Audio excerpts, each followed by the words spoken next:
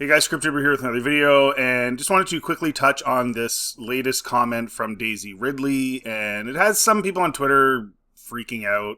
But the more I thought about it, the more I was like, it makes sense that she thinks like this, and I'll explain why. She's not correct, but I can see why she thinks like this. Okay, we know her from Force Awakens. I'm not going to waste time there. She's in action movie The Cleaner. Ridley is returning to Star Wars movies with a new sequel, directed by Sharmeen Obaid-Chinoy, colloquially known as New Jedi Order. The movie's gone through development issues, with 3 different writers leaving the project. Bourne Ultimatum writer George Nolfi is the latest to take a crack at the script. And in a recent interview with Film Stories, he proves he understood the legacy he's about to take on. If you think about George Lucas, the 6 movies he did, the universe he created, it's actually very steeped in broad notions of politics. It's not talking about today per se, but there's the Empire's Nazism / Roman Empire. Okay, but let's make sure we understand this. We've had these discussions before. Nazism and Roman Empire is a geopolitical issue. So when George said that the Empire represented the United States and the rebels represented Vietnam because he was against the Vietnam War, that has nothing to do with social politics on the ground. That has nothing to do with gay rights. That has nothing to do with women's rights. That has nothing to do with men's rights. That has nothing to do with racial issues. That has to do, like, on the ground. Like, yes, of course, the Empire was all white guys and Nazis type thing, all that. But on the ground, that nowhere in the movie is that discussed, right? The only discrimination is against droids, which, of course, George also said. From the average person on the ground. Obviously, there's the Empire, and they have their way. But there's no social politics. It is geopolitical. So let's not confuse the two, which seems to happen with a lot of newer Star Wars fans. They don't seem to understand the two different things.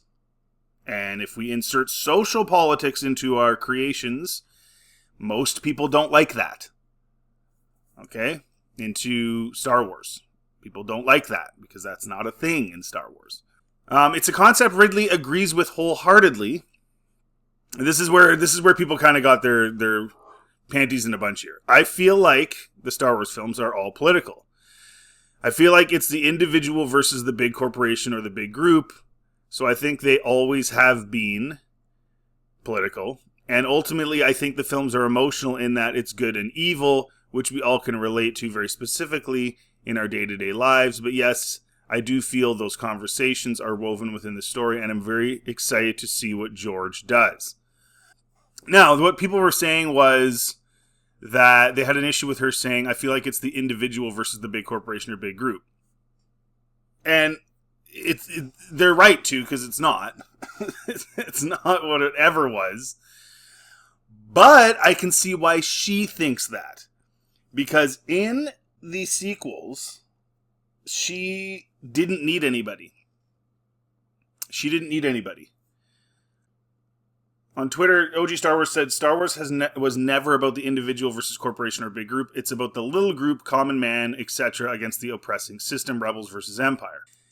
And in the original trilogy, and even in the prequels, that's what you get. Everyone has to help each other out. It's not one individual person. But in the sequels, her character does it all. Right? So she's wrong, but I can see why she thinks like this. In fact, even the movie she's in now, The Cleaner, looks to be very much about her doing most of the work. And that seems to be the place they've put her. Hollywood has put her into this save the world role. And with no help. And there's a meme that perfectly illustrates what I'm talking about. So Chewie's the mechanic. Leia's the leader. C-3PO brings the knowledge. You have the Jedi Knight. You have the ace pilot. And then even R2, you would argue, is sort of like almost like a burglar.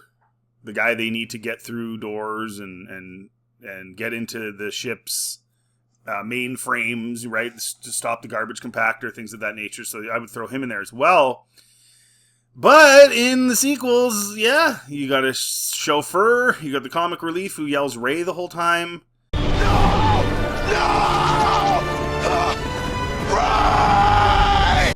Poe just kind of is there. He's a good pilot, I guess, but she didn't really need him. And she's everything. She's the leader. She's the mechanic right off the bat, right? She's the mechanic and the leader when it came to Finn. She's the Jedi Knight. She's the ace pilot. Even gets yelled at by Poe, who's supposed to be the ace pilot, for not being there when we're doing their little mission thing at the beginning of Rise of Skywalker. And she's also the knowledge. C-3PO really does very little in these films. So you can see why she would think that. And this is really an illustration of an actor proclaiming without realizing the main issue with the series of movies that they were in. And why people don't like them. Why people call the character Mary Sue.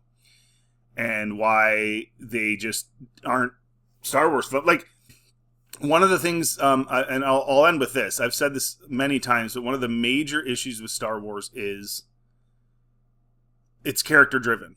And how the characters build off of each other and learn to care about each other and need each other more and more as the trilogy goes on. The original trilogy goes on.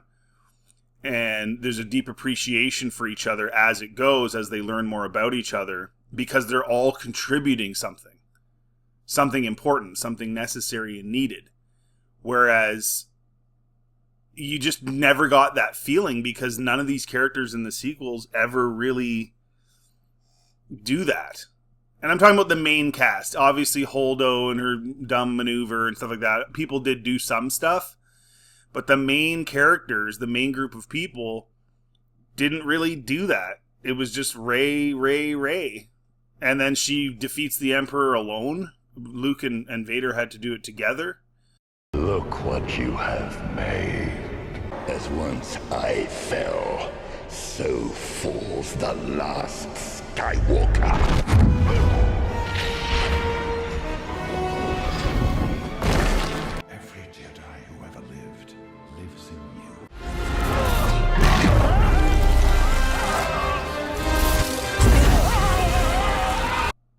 You know, you could say, oh, well, she had the Jedi in her. Okay, what were they doing? What were they doing? There's no explanation. What were they doing for her?